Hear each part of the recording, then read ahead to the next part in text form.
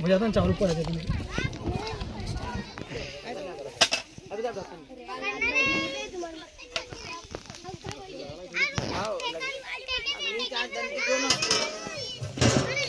थोड़ा बारीक लग रहा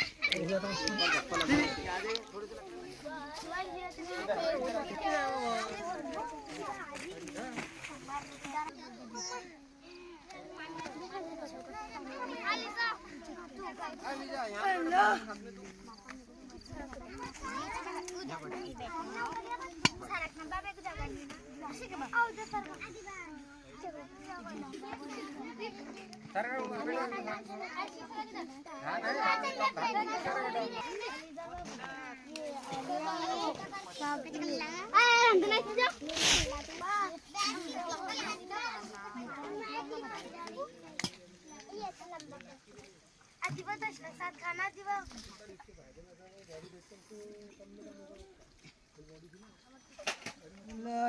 बिस्मिल्लाहिर्रहमानिर्रहीम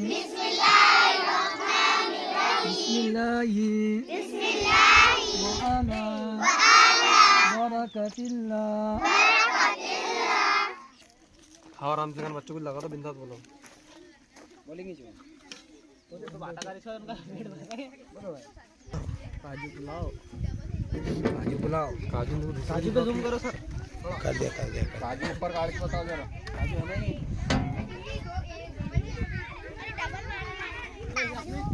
इतनी दूर की बैठ गए